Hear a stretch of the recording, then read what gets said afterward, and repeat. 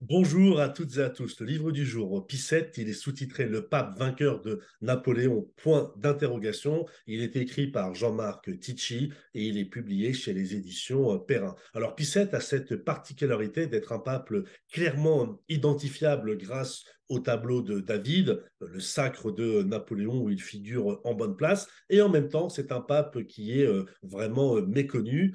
Pourtant, il régna en tant que souverain pontife pendant 23 ans, de 1800 à 1823. Alors, cette chronique littéraire est publiée en janvier 2023, mais je dois dire d'emblée que c'est l'un de mes coups de cœur de l'année 2022. J'ai beaucoup aimé cet ouvrage et je dois dire que également, Napoléon est l'une de mes personnalités historiques favorites. Je suis aussi catholique romain et j'apprécie également beaucoup Picette. Et lorsqu'on lit des ouvrages sur Napoléon, on s'aperçoit qu'il y a toujours Picette dans les parages. Parce qu'effectivement, donc Picette, il commence sa carrière ecclésiastique comme moine bénédictin. Il accueille les Lumières favorablement, comme un peu tout le monde à l'époque, sans être pour autant un turiféraire de cette dite philosophie. Il est évêque de Tivoli, puis d'Imola. Il est proche collaborateur du pape Pie VI.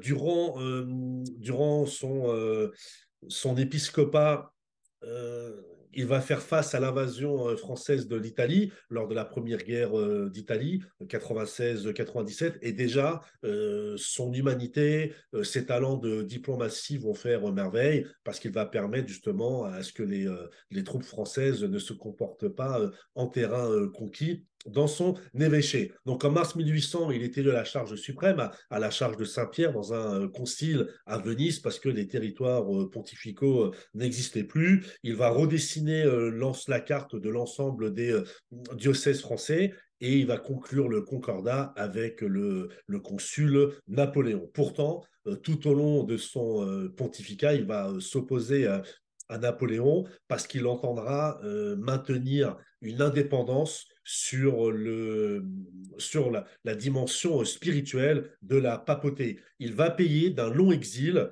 de Savone à Fontainebleau de 1809 à 1814, mais sa résistance et sa fermeté face à Napoléon va payer. Donc, il traverse la France et à la chute de Napoléon, donc de l'aigle impérial, sa renommée est immense en Europe. D'ailleurs, lorsqu'il était aux mains des Français, lorsqu'il allait d'une ville à une autre, on essayait vraiment de cacher l'auguste prisonnier, mais dès que les foules s'apercevaient que c'était le pape, il avait toujours un accueil assez exceptionnel. Donc c'est vraiment une belle et noble figure Picette. Je pense que c'était un bon prêtre. En tout cas, c'était un bon théologien.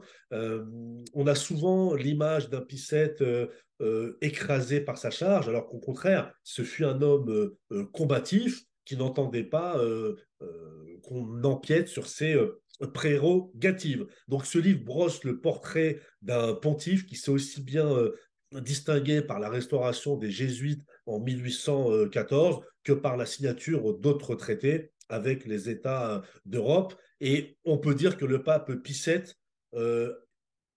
met en avant le rôle de la papauté qui avait été quelque peu négligé à cause des années terribles de la Révolution, le rôle diplomatique qu'aura le Saint-Siège tout au long du 19e et du XXe siècle. Ce pape n'a pas été emporté par la tourmente napoléonienne, même s'il a vécu l'exil. Il a été au contraire ferme dans ses positions. Il a tendu la main à Napoléon. Après, les aléas de l'histoire ont fait que malheureusement, les deux personnes n'ont pas pu s'entendre.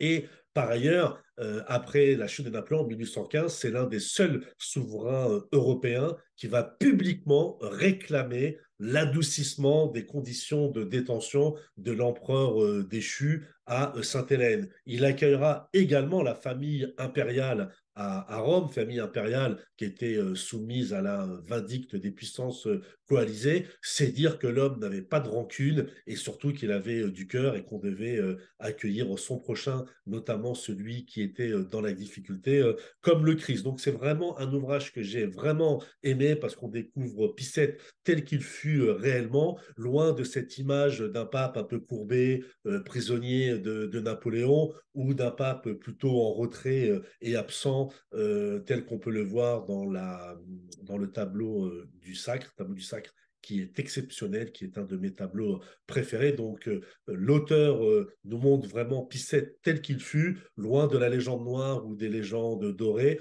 un pape soucieux de ses prérogatives et qui avait surtout l'envie de pratiquer la charité chrétienne dans son quotidien, mais également dans le jeu diplomatique, en n'oubliant jamais la foi, l'espérance et la charité.